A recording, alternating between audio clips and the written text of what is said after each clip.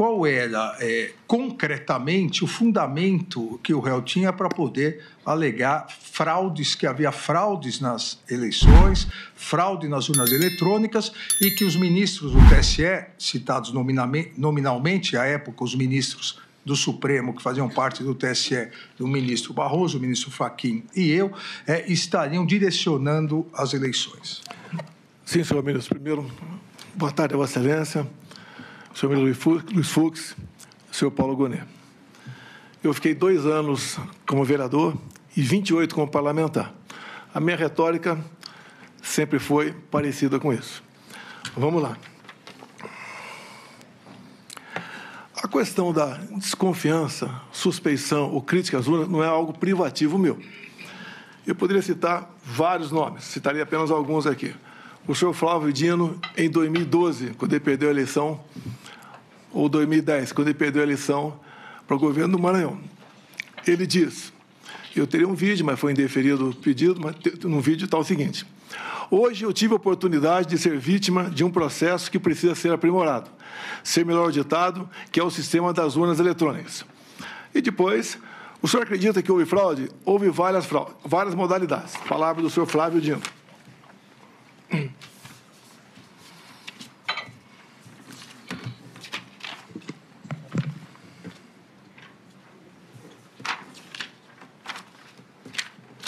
Depois também, curiosamente, uma outra inserção no horário eleitoral gratuito do senhor Carlos Lupe. Por que curiosamente? Foi ele que entrou com uma ação no TSE pela minha inelegibilidade, por crítica às urnas eletrônicas. Ele falava em fraude. Mas numa dessas inserções, aproximadamente 30 segundos, que até hoje está no Facebook dele, ele termina dizendo o seguinte: sem a impressão do voto, não há possibilidade de recontagem. Sem recontagem, a fraude impera. Repito a Vossa Excelência, até hoje isso está lá no Facebook do senhor Carlos Lupe. Eu batalhei muito na Câmara, desde 2012, pelo voto impresso. Consegui aprová-lo em 2015 para 2016. A senhora Dilma Rousseff vetou, a proposta voltou para o Congresso, só na Câmara nós derrubamos o veto, com votos do PT, inclusive. No Senado, algo parecido, também derrubamos o veto. Fiquei feliz que teríamos, em 2018, o voto impresso. Eu não lembro se eu pedi audiência ou o ministro Fux me convidou. Eu fui conversar com ele sobre essa questão.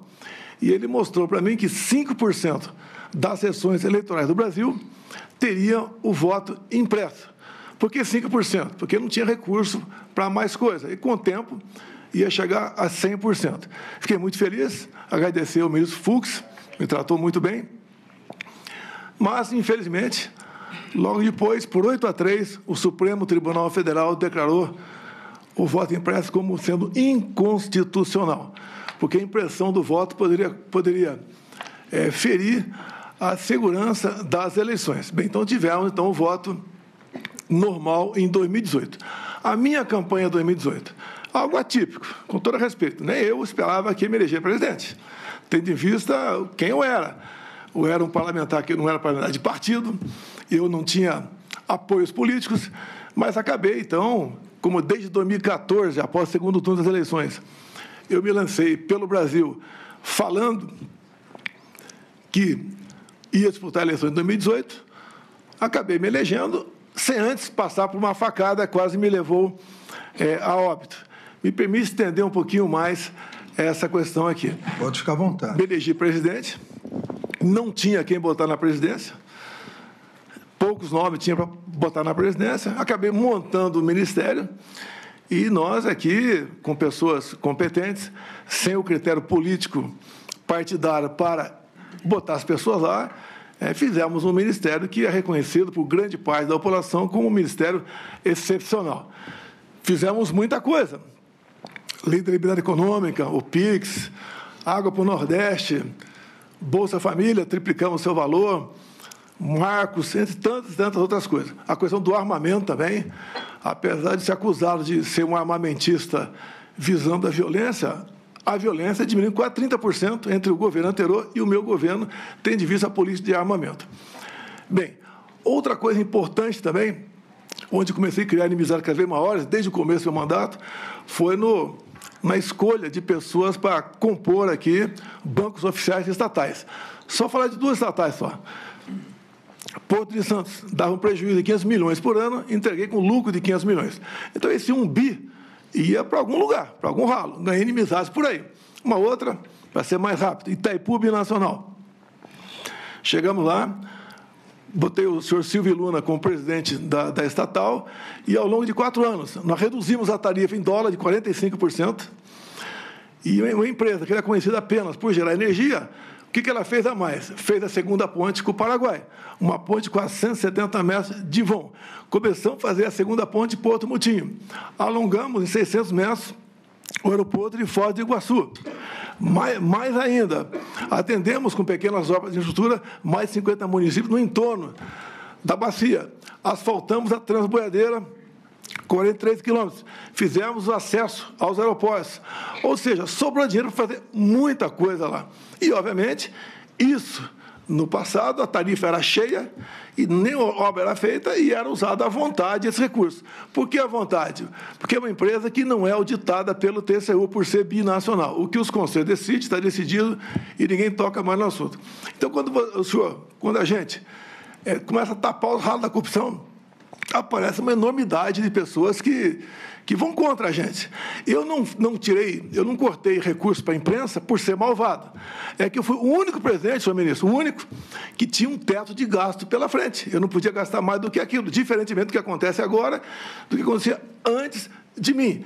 Ganhei também, então, uma antipatia enorme da imprensa contra a minha pessoa. E também a questão das pautas dos costumes, né? Eu sou católico, minha esposa é evangélica, e eu sempre preservei a família e a inocência de criança em sala de aula. Mais um foco de atenção contra a gente.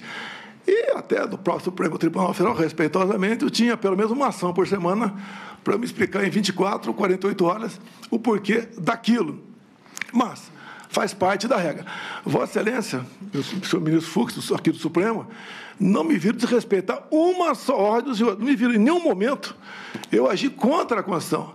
Eu joguei dentro das 4 linhas o tempo todo. Muitas vezes me revoltava, falava palavrão, me revoltava, tá? Falava o que devia falar, sei disso, mas, no meu entender, fiz aquilo que tinha que ser feito. Quanto à providência na questão das eleições aqui, eu deixo claro a Vossa Excelência, as Forças Armadas não se miscuíram na política. E nem eu, como presidente, também fiz o mesmo. O senhor ministro Barroso, enquanto presidia o TSE, criou a Comissão de Transparência Eleitoral e colocou lá dentro, entre outras instituições, as Forças Armadas. O que eu falei para o ministro da Defesa? Já que colocaram a gente aqui, vamos fazer o melhor possível para nós auxiliarmos o TSE para que a eleição seja mais clara e transparente possível. No tocante àquela reunião de julho, onde alguns falam que reunião do golpe com 20 plaquinhas na frente das pessoas, mas 40 pessoas assistiam. Vossa Excelência falou ali que dos 70%. Coincidência, talvez, ministro? Eu complementei. Vão aparecer 49. Apenas uma coincidência.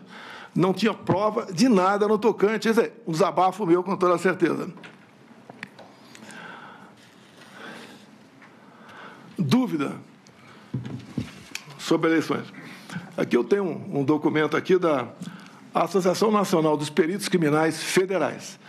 Diz logo na entrada aqui: as fragilidades das urnas eletrônicas sem o voto impresso.